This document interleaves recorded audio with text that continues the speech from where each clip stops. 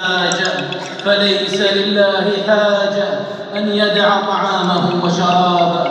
إخوة الإيمان، إن شهر الصيام شهر العتق من النيران، ولله تبارك وتعالى عتقاء من النار في كل يوم وليلة من رمضان. فلنر الكريم من أنفسنا خيرا، فلنر الكريم من أنفسنا خيرا بالتقرب إليه بأنواع الطاعات من الفرائض والمستحبات.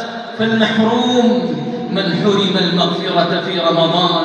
ففي سنن الترمذي قال النبي صلى الله عليه وسلم: رغم أنف رجل دخل عليه رمضان ثم انسلخ قبل أن يغفر له، ثم انسلخ قبل أن يغفر له، أي التصق أنفه بالتراب كناية عن الخسارة والهوان، عياذا بالله من ذلك. ولنستقبل شهر الصيام بتنقية النفوس من الشحناء والكراهية والبغضاء، فرمضان موسم للصفح والعفو، وربنا تبارك وتعالى عفو يحب العفو ويحب أهل العفو.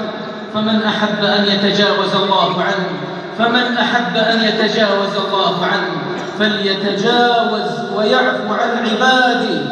فمن عامل الخلق باليسر والمسامحة عامله الخالق بالعفو والمغفرة. ثم اعلموا معاشر المؤمنين أن الله أمركم بأمر كريم بدأ فيه بنفسه فقال: إن الله وملائكته يصلون على النبي يا أيها الذين آمنوا صلوا عليه وسلموا تسليما. اللهم صل على محمد وعلى أزواجه وذريته كما صليت على آل إبراهيم، وبارك على محمد وعلى أزواجه وذريته كما باركت على آل إبراهيم إنك حميد مجيد. وارض اللهم عن الخلفاء الراشدين أبي بكر وعمر وعثمان وعلي، وعن سائر الصحابة والتابعين ومن تبعهم بإحسان إلى يوم الدين، وعنا معهم بعفوك وكرمك وجودك يا أرحم الراحمين.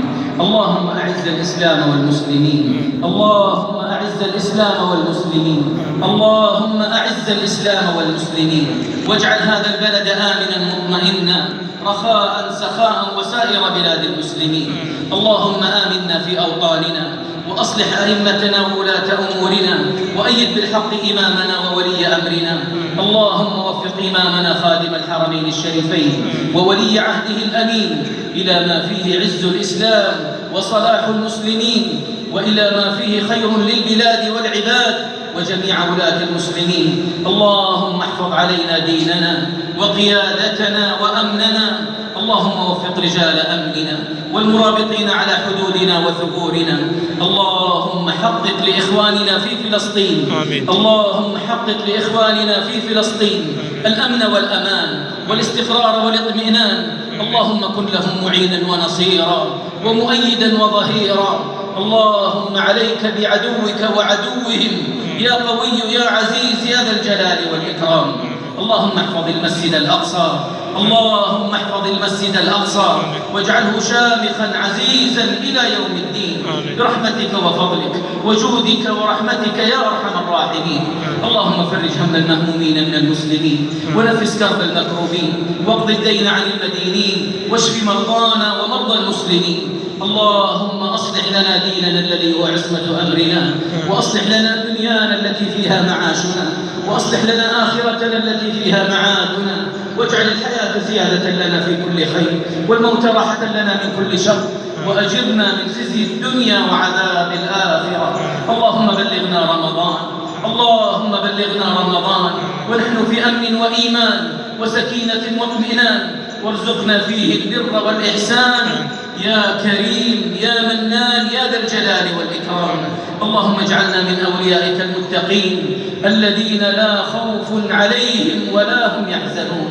اللهم اغفر للمسلمين والمسلمات والمؤمنين والمؤمنات الأحياء منهم والأموات. اللهم أنت الله لا إله إلا أنت، أنت الغني ونحن الفقراء، أنزل علينا الغيث ولا تجعلنا من القانطين، أنزل علينا الغيث ولا تجعلنا من القانطين، أنزل علينا الغيث ولا تجعلنا من القانطين. اللهم أغثنا، اللهم أغثنا، اللهم أغثنا برحمتك وفضلك وجودك وكرمك ومنتك يا أرحم الراحمين. سبحان ربك رب العزة عما يصفون، وسلام على المرسلين، والحمد لله رب العالمين.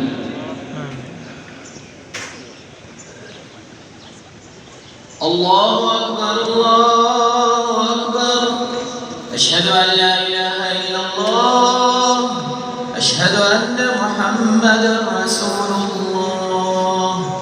حي على الصلاة حي على الفلاح، قد قامت الصلاة قد قامت الصلاة. الله أكبر الله